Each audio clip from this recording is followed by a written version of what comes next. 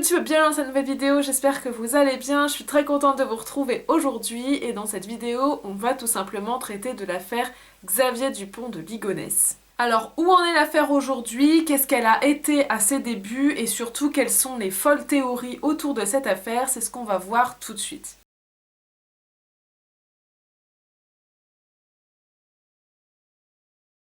Pour commencer l'affaire, on va d'abord présenter la famille Dupont de Ligonnès qui est composée donc de Xavier et d'Agnès qui sont donc les parents de 4 enfants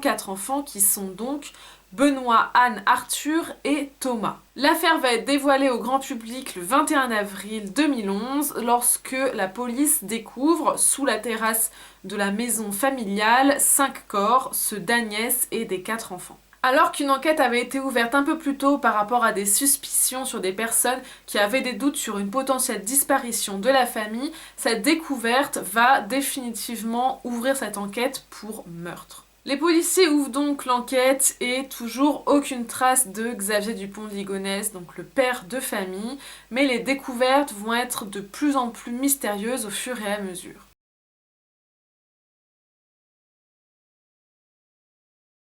Les découvertes vont de fil en aiguille et on remonte 20 jours plus tôt, le 1er avril 2011, et là on découvre que Xavier, ce 1er avril, avait acheté dans différents magasins de bricolage du ciment, une bêche et une houe. Et le lendemain, soit le 2 avril, il va acheter à nouveau 4 sacs de 10 kg de chaux. Ce sont des achats plus que suspects quand on cherche cet homme dont on a retrouvé la famille assassiné et qui pose bien entendu la question de la préméditation. Avec l'examen des corps et l'évaluation de la date précise de la mort de la famille, on peut en venir au fait que ce serait dans la nuit du 3 au 4 avril 2011, soit le lendemain d'où il aurait acheté les sacs de chaux, que ce serait probable qu'il aurait tué d'abord Agnès, donc sa femme, ainsi que 3 de ses enfants, donc Benoît qui était âgé de 13 ans, Anne de 16 ans et Arthur de 21 ans.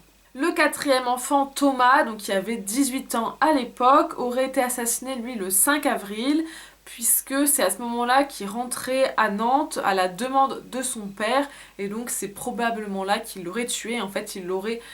probablement contacté pour qu'il vienne pour le tuer. Le 11 avril, soit une semaine après la date probable du meurtre d'Agnès et de ses enfants, le collège de 2 des enfants et l'employeur d'Agnès vont recevoir une lettre dans laquelle il est expliqué que tout simplement la famille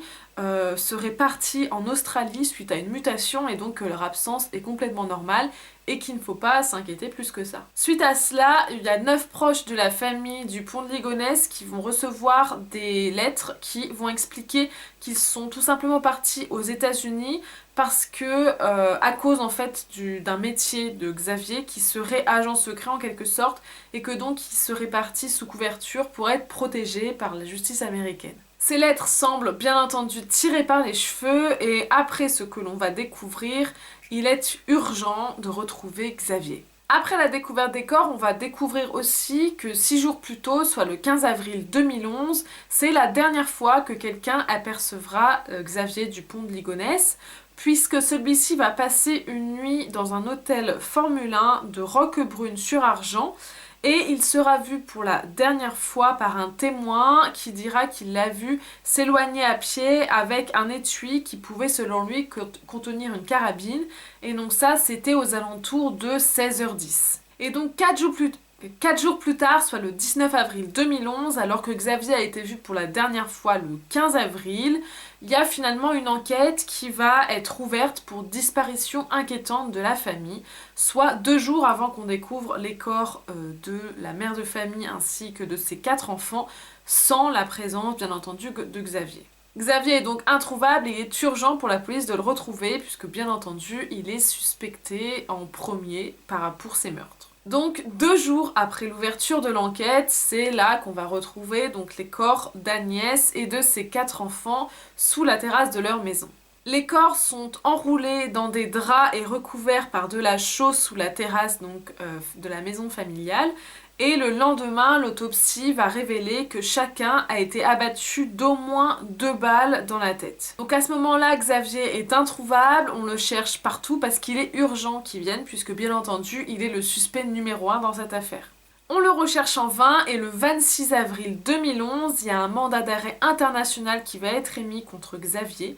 Et du 23 au 28 juin, donc 2 mois plus tard, il y a de nombreuses fouilles qui vont être organisées dans les alentours donc de sa maison et de là où il a été vu pour la dernière fois, dans une quarantaine de cavités, parce que vous allez voir que c'est une hypothèse qui a été soulevée à plusieurs reprises, mais en fait ils sont à la recherche d'un potentiel corps de Xavier qui se serait suicidé. Le 26 juillet 2011, donc encore un mois après, il y a une centaine de policiers qui procèdent à des perquisitions et à 25 auditions libres parmi les proches de Xavier, mais malheureusement ça ne donnera aucun résultat.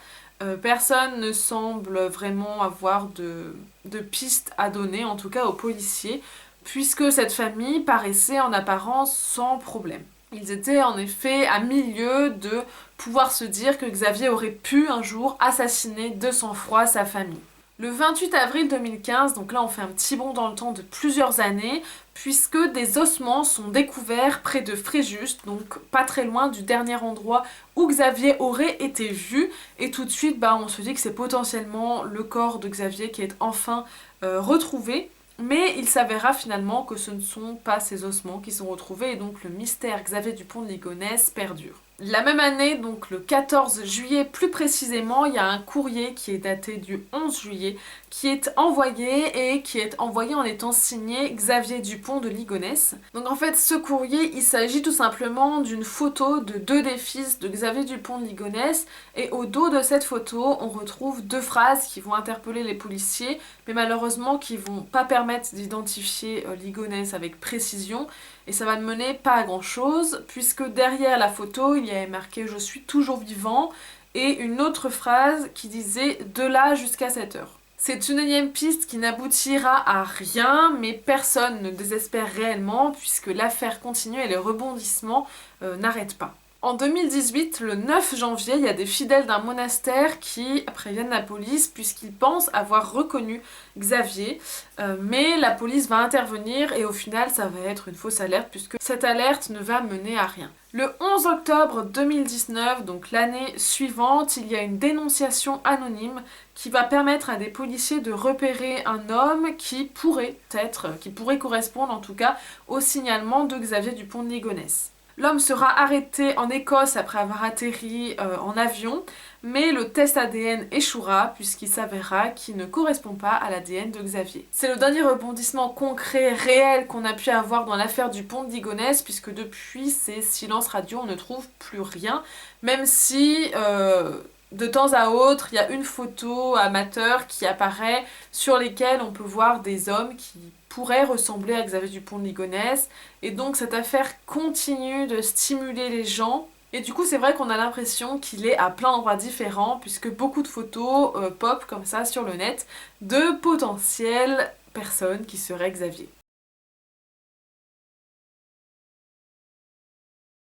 Mais maintenant, on va parler des nombreuses théories qu'il y a autour de cette affaire parce que bien entendu, une affaire aussi mystérieuse où on ne retrouve pas du tout aucune trace du père de famille qui est le suspect numéro 1 dans les meurtres de sa propre famille, et il y a de nombreuses théories qui voient le jour et je vais vous les citer tout de suite. La première théorie, c'est une théorie qui bien sûr anime un grand nombre de personnes puisque c'est la théorie toute simple de la fuite de Xavier Dupont de Ligonnès après le meurtre de sa famille. C'est vrai qu'il y a bon nombre de ses proches qui sont persuadés qu'il n'est pas mort, qu'il est encore vivant et qu'il se serait tout simplement enfui. Et en effet, cette théorie, elle vient du fait que s'il ne s'est pas suicidé 48 heures après avoir assassiné sa famille, les policiers doutent qu'il le fasse après. C'est un peu une évaluation psychologique qui dirait que voilà, si après avoir tué toute sa famille, le responsable ne se suicide pas, c'est qu'en général, il ne compte pas le faire. Parce que c'est vrai que dans beaucoup de cas de meurtre-suicide,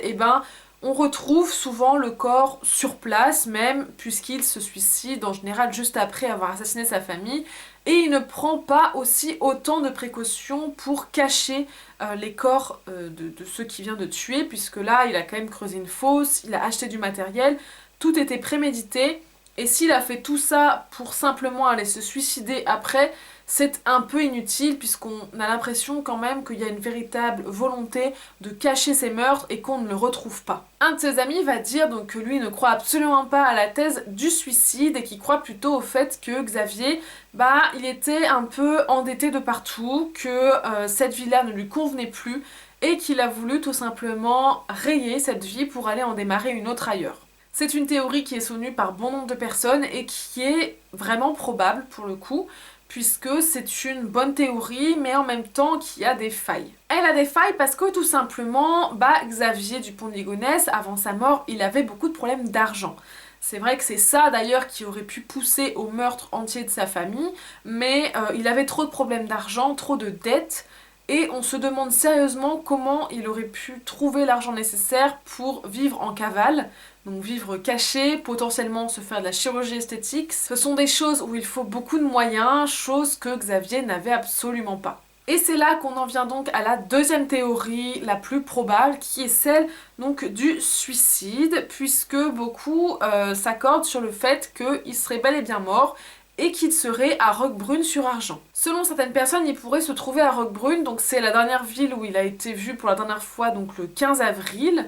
et il pourrait se trouver tout simplement dans une cavité, donc un endroit où il aurait été sûr de ne pas être retrouvé facilement en tout cas, parce que même s'il y a plusieurs cavités qui ont été fouillées, il y a encore tellement de possibilités qu'il soit dans une cavité quelque part et que personne n'ait pu s'en rendre compte que cette théorie-là, elle est probable. Puisqu'en effet, c'est vrai que les cavités ont été fouillées de manière plutôt superficielle, mais s'il avait vraiment cette volonté de ne pas être retrouvé et que son corps reste là où il est sans que les policiers puissent venir le chercher, il aurait pu trouver assez facilement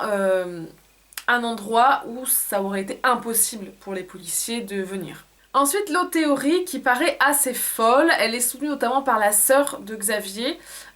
qui dirait qu'en fait cette théorie ce serait que il serait parti, c'est vrai, avec toute sa famille. C'est-à-dire que les corps qui auraient été retrouvés sous la maison n'appartiendraient pas à la famille de Xavier. C'est une des théories assez folles qui dirait que, en effet, il avait des liens avec la justice américaine puisqu'il les aidait dans des enquêtes ou quoi, et que pour sa protection, il aurait été exfiltré avec toute sa famille par la justice américaine. Et c'est vrai que cette théorie, elle est folle et elle est d'ailleurs probablement fausse puisque ça a été démenti par la justice américaine qui n'ont jamais exfiltré Xavier Dupont de Ligonnès et que Xavier n'avait surtout aucun lien avec la justice américaine, qui n'était absolument pas à leur service et qu'il n'était pas sous protection. La théorie elle est aussi démentie par le fait que les corps, après analyse ADN, appartiennent bien à Agnès et à ses 4 enfants. Au départ, ce qui menait à quelques doutes, c'est qu'en fait, il y avait beaucoup de gens qui disaient que la taille des corps ne correspondait pas à la taille réelle des enfants, qu'il y avait des différences entre la taille qu'ils faisaient et la taille des cadavres retrouvés, qu'il y avait quelques centimètres parfois de différence, et que donc ça aurait été des corps de remplacement entre guillemets. Sauf que l'ADN vient contredire tout ça et vient bien prouver que c'est bien leur corps. Ensuite là on a une avant-dernière théorie qui est intéressante sans l'être je dirais, parce que c'est la théorie de la secte. Donc en effet quand on s'intéresse à la vie de Xavier, on découvre qu'il aurait grandi dans une famille qui faisait partie de la secte de l'église de Philadelphie et Xavier aurait quitté cette secte en 1995, soit 16 ans avant le meurtre de sa famille. Et en fait, depuis quelques temps avant de tuer sa femme et ses enfants, il aurait recommencé à s'intéresser à cette secte. C'est notamment sa mère qui aurait été à l'origine de cet intérêt soudain pour cette secte, puisqu'elle lui aurait envoyé plusieurs messages qui l'auraient mis sur le doute et sur sa volonté en fait de revenir dans la secte. Et d'ailleurs, on sait aussi que Agnès, donc la femme de Xavier, craignait un peu l'influence que sa mère pouvait avoir sur lui par rapport à cet engouement autour de cette secte. Et c'est vrai qu'elle en avait un peu peur et que donc peut-être que il aurait été manipulé par sa famille et que ça aurait conduit malheureusement à ce drame. La dernière théorie, elle concerne la théorie comme quoi il aurait eu des complices. En effet, selon certaines personnes, Xavier n'aurait pas pu faire ce qu'il a fait tout seul, il aurait forcément eu de l'aide. Donc le détail qui permet de dire ça et qui fera passer les gens par rapport à ça, c'est le fait qu'il aurait creusé une fosse seul et qu'il y aurait enterré seul 5 cadavres. Mais en effet, ça représente quand même beaucoup d'efforts, surtout que Xavier avait des problèmes de disque invertébral, et donc que ça lui aurait été grandement compliqué d'enterrer, enfin de creuser déjà la fosse à genoux seul, d'y enterrer sa famille et d'ensuite seul d'entreposer les gravats au fond du jardin comme on les a retrouvés. C'est tout pour les théories autour de Xavier Dupont de Ligonnès, donc il y en a quand même pas mal et je trouve vraiment très variées. Donc n'hésitez pas à me dire dans les commentaires d'ailleurs laquelle vous semble la plus plausible. Si vous en avez aussi d'autres à partager, je serais ravie de les lire. Donc voilà, c'était l'affaire Dupont de Ligonnès. Donc si cette vidéo vous a plu, n'hésitez pas à l'aimer et à vous abonner, ça fait très plaisir. Et moi je vous retrouve très bientôt pour une autre vidéo. Bye bye.